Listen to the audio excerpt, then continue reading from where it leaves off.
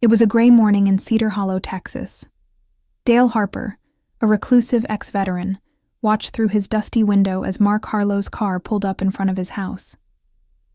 It had been 10 years since he last saw that young man dragging something heavy into the woods behind his family's farm. Something, or someone. Mark wasn't here by chance. He carried with him an old letter, yellowed by time, written in James Harlow's handwriting, the same one Dale had found hidden behind a false wall in the abandoned house. "I know you saw it," Mark said, locking eyes with him. "My father lied about everything." Dale felt his chest tighten.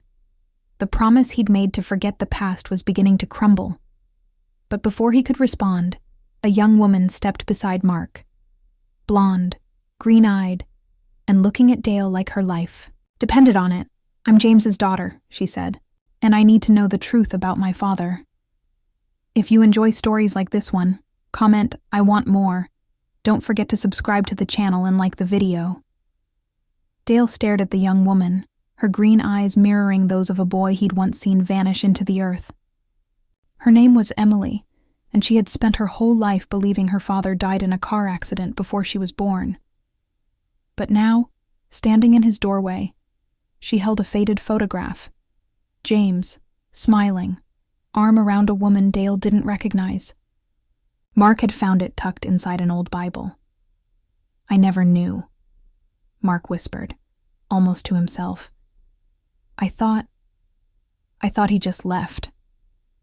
The air between them was thick with unspoken guilt. Dale's hands trembled slightly as he reached for the photo. He could feel the past clawing its way back in. Emily's voice cracked. "Did you know him? Please, tell me what happened." Dale hesitated. The truth was a wound that never healed. If he spoke, everything would change, for all of them. But silence had already cost one life. He took a breath. "I saw him buried alive." Emily's breath caught. Mark stiffened. Dale's words hung in the air like a ghost refusing to rest. "I saw him buried alive," he repeated, voice hoarse. "But I didn't stop it." Flashbacks flickered behind his eyes. Walter Harlow's cold stare, the shovel in his hands, the shallow hole in the ground. And James, barely conscious, wrapped in dirt and betrayal. Mark turned away, fists clenched. "Why would my father do that?" Dale looked at him, heart heavy. "Because James loved you. Not like a brother should." Silence. Emily took a step back, stunned. Mark's face twisted in pain. It was true. He remembered now. The stolen touches, the whispered confessions under stars they both feared would fall. Their love had been forbidden. Their father's punishment. Irreversible. But he survived. Dale said quietly. "I went back. The grave was empty." Mark's eyes widened. His father had lied not just about death, but about everything. James was still out there. Somewhere. The truth settled over them like ash. Heavy. Suffocating. Mark sat in silence, staring at the floor as if it might swallow him whole. James had survived. His father had buried him alive and lied to them both. Emily paced, clutching the photograph like a lifeline. If he's alive, why didn't he come back? Why didn't he find me? Dale exhaled slowly. Maybe he couldn't. Or maybe, Dale thought, he was afraid of what he'd left behind. That night, Mark stood alone in front of his childhood. Home. The porch light flickering above him. The house held too many ghosts. Too many lies. He remembered the last time he saw James. Not as brothers, but as something more. And how Walter had found them. A voice shattered the silence. "You weren't supposed to know." Mark turned. His mother, Evelyn, stood in the doorway, eyes hollow, face lined with secrets she'd carried far too long. I tried to protect you, she whispered. But some things were never meant to stay buried. Evelyn Harlow hadn't spoken more than a few sentences to her son in years. But now, standing on the creaking porch of the house that had swallowed so many secrets, she looked like a woman finally ready to exhale. Mark stared at her, searching for the mother he once knew, the one who tucked him in, who smiled through Walter's cold silences. That woman had vanished long ago, buried beneath decades of fear and submission. You have to understand, Evelyn said, voice trembling. Your father, he didn't just punish James, he punished me too. Emily stepped forward, eyes wide, with desperation. What do you mean? Evelyn hesitated, then reached into her coat pocket. She pulled out a small, worn envelope. Inside was a hospital tag, a baby's name, scribbled in shaky ink. Emily Harlow. I gave you up because I had no choice, she whispered, tears slipping down her face. You were never supposed to come back. The truth hit like thunder. Evelyn wasn't just James's mother, she was Emily's too. Emily staggered back, the hospital tag slipping from her fingers. Evelyn reached for her, but Emily flinched away. You gave me up, knowing my father was still alive? Her voice cracked. Knowing he didn't die in an accident? Evelyn's lips trembled. I did it to protect you.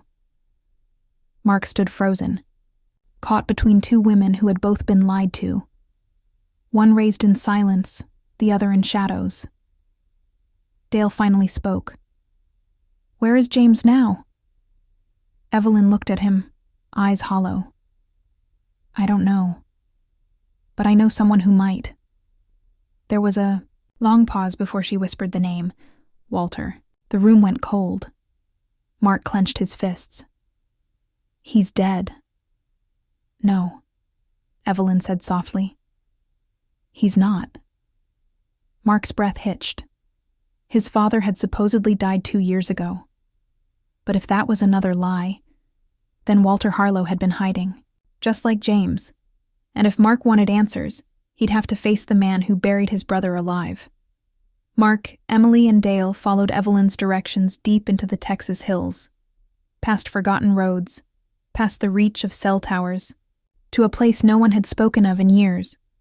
A cabin, isolated, weathered. And standing in front of it, watching them approach like an omen, was a man everyone believed dead. Walter Harlow. His face was older, thinner, but his eyes were the same, cold, calculating, filled with the weight of sins he never repented for. You shouldn't have come, he said, voice low. Emily stepped forward, fists shaking. Where is my father? Walter didn't flinch. He left, chose to disappear. Why? Mark asked, voice breaking. Walter looked at him, really looked, and for the first time, something like regret flickered behind his eyes. Because I told him if he stayed, I'd bury him again. Only deeper this time. Evelyn gasped. Mark took a step back. Dale stepped between them. It ends now. Walter smiled grimly. No, he said. It begins. The wind howled through the trees as silence stretched between them. A fragile thread ready to snap. Then, from behind the cabin, a door creaked open. A figure stepped into the light. James. His face was worn, older, but his eyes, they still held the same fire. He looked at Mark first, not with anger, but sorrow. You let him win, James said softly. Mark's breath caught. I didn't know. James turned to Emily, his daughter, the child he never got to raise. Tears welled in his eyes. I wanted to come back, he whispered. But every time I tried, someone made sure I couldn't. Walter took a step forward. I did what I had to do.